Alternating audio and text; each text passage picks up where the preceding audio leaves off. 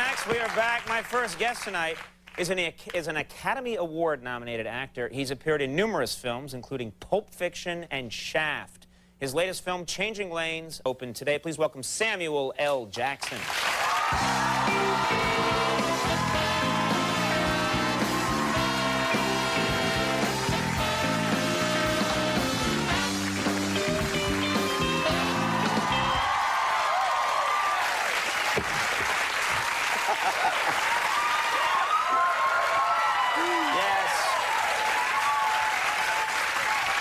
Way too much fun.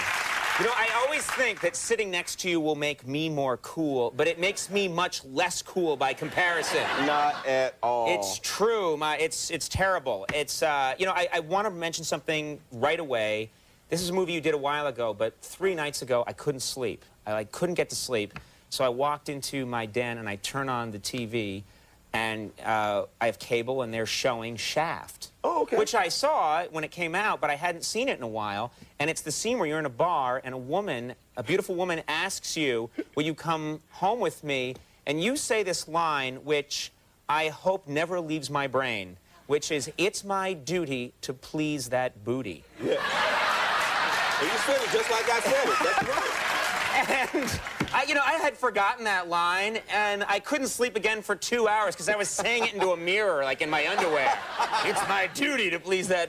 That is one of the great lines. You must have had a ball doing that line. You know what? I actually had questions about that line when I first read it, because I was like, you sure you want me to say this? This is like corny. Because John Singleton actually wrote that line. It wasn't in the original. Well, it's not a Richard Price line. Right, Richard Price would never write something like that. Right. But John said, yeah. So Yeah. I'm like, I really have to figure out a way to say a line this corny and make it sound like it's okay to say something like that. No, but the thing is, I think you are probably the only person on the planet who could have said that line. If I had had that line, it'd have been, it is my duty to please that booty. You know, that's not going to work. But you say it, and you're like, well, you okay, gotta, like, throw it away so it's not like real self-important. Right. Kind of it's thing, something that just popped into your head and you said it. Yeah. Well, you know, like, yeah, it's my duty to please that booty. I'll do it. That's going to work for you forever. Yeah. Are you, before we move on, are you going to maybe do another Shaft movie? I'm looking forward to them coming up with a really good concept. The film actually got a great response. People all over Europe are asking me, are you doing another Shaft? I'm like, yeah, I hope so, but this time, maybe they'll figure out the sex part of it, you know? Right. Just some sex, even if he's having sex with himself, you know? Something. It's my duty to please my booty? My booty, yeah. That'll work. That's kind of strange, yeah. I believe if you do another one, please think of working me in somehow. I really feel, I know it doesn't seem like I could be in a movie like that. Good guy, bad guy. I think I could be in that world. I want to show you, I want to show you me in action. I believe that I could pull it off. A lot of people think this is me. This is not how I dress when work is over. Take a look at this and see if you think I could be in Shaft.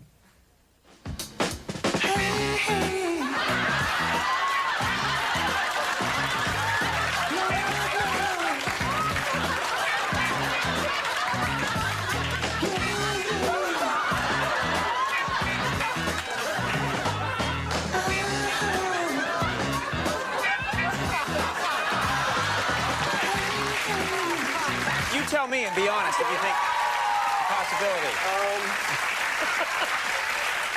I'm not sure that that's like the Shaftian tone, but they are doing a remake of The Mac. The Mac, yeah. The Mac, that's totally perfect. That's totally The Mac, And if they do another episode of Pimps Up, Hoes Down,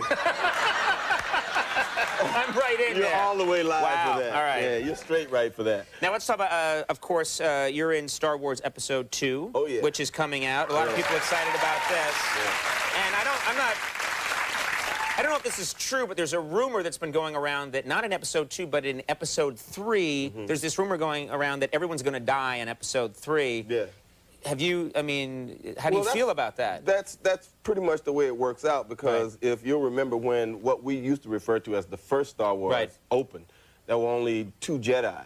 There was Luke Skywalker and Obi-Wan, and of course Yoda, which you just kind of go, Yoda's just a constant. Yeah, so all the other Jedis had been wiped out during the Clone Wars. So apparently in Episode 3, we're all going to die. It's just my request to George that I don't go out like some punk.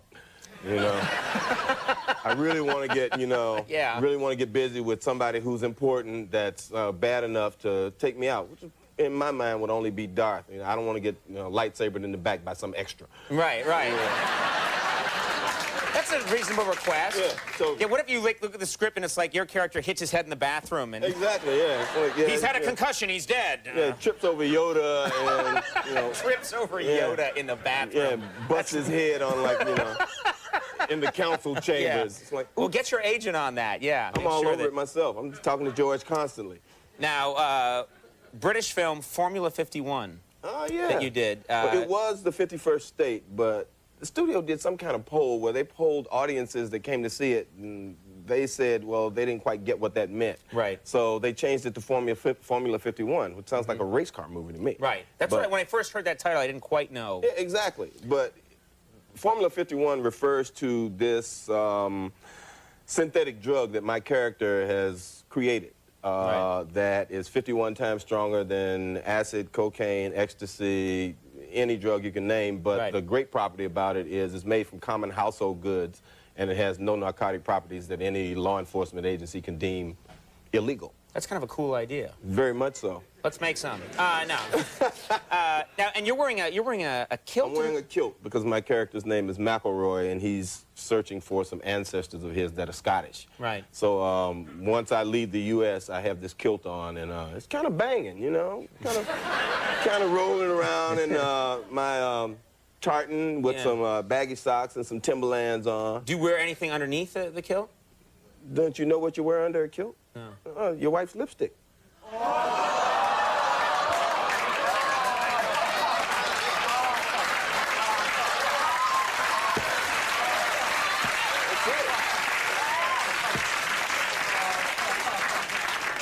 And it's not as cold as you might think. Good Lord. Yeah. But, this isn't Charlie Rose. Yeah, it's quite comfortable. I can imagine. Yeah. The kilt, yeah. Let's talk about Changing Lanes. Okay. Changing Lanes, this is the movie that's out right now. Yes, open today. And this is basically about two characters that are involved in a case of road rage. Well, we have a minor accident, and Ben's character loses something that's important to him. Ben Affleck, yeah. And I end up being late for a custody hearing in court, and I hold this document that he needs hostage. So we end up doing some pretty interesting things to each other during the course of a day. And at the end, they tied up with the little morality thing, you know, think about your responsibility here. But in the middle of all that, there's some pretty tense stuff going on. Do you, what do you like when you drive? Are you someone who sort of loses your temper when you're driving and someone cuts you off or anything like that? Not really. I tend to be the kind of driver that's looking around for people all the time and watching out because he's driving L.A. Come on. There's people like faxing people, there are people doing their makeup, there's people drinking coffee, reading the paper, and, shouting at people or reaching for their gun to shoot at somebody that's already cut them off. Right. So I tend to avoid those people. The worst thing that ever happened to me in L.A. was I had a minor accident with this kid one day. We were pulling out from a red light. I was right behind him, and a dog ran the street, and he stopped. So I kind of tapped his bumper. He was in a pickup truck. And we got out, we looked at each other's car. There was nothing wrong with mine, there was nothing wrong with his, but we exchanged information anyway, just in case he wanted to paint his bumper. And about 5 months later, I went to renew my insurance, and they wouldn't renew my insurance because they'd paid a $10,000 accident claim. I was like, for what? And they said, well, you injured somebody when you rear-ended them. And I'm like, no, I didn't, but they never called me. So apparently this kid got home, and somebody said, you know who hit you?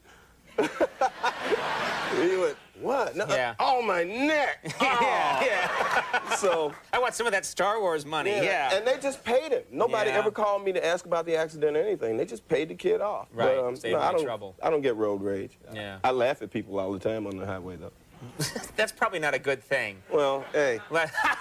Sucker. Well, I put my Porsche in fifth. I pull up the dummy who's on the other side of me, and I get in the carpool lane and just jet on down. This is on television. People, they're going to be looking for you now. The California cops know Highway that Patrol. anyway. Every time a little fin comes up on the back of your Porsche, they know you're speeding. Really? Yeah. I have a fin on the back of my Taurus that just comes up. It's like a full, in case when you get after 55, it can like lift off the highway. Yeah, exactly. We have a clip here from Changing Lanes. Okay. What do we need to know for this? My character has secured a loan to buy a house so his wife and kids won't leave. And Ben Affleck's character has turned off all my credit, and I go back to the bank to get the loan, and this is what happens. Let's take a look at this clip from Changing Lanes. I need this loan, Ron. I need it for my life. Now, nothing has changed between yesterday and today. I'm still the same guy. I wasn't bankrupt yesterday, and I'm not bankrupt today! I'm sorry, Mr. Gibson. The computer says you are.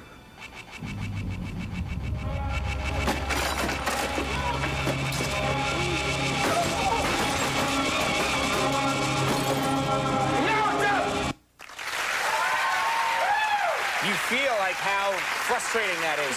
Yeah. I wouldn't do that. I'd be too afraid. Changing Lanes is in theaters now. It's just always such a pleasure when you stop by. Thank you so Thank much you for having being me. here. My pleasure. Samuel L. Jackson, Ben Chaplin coming up. We'll be right back.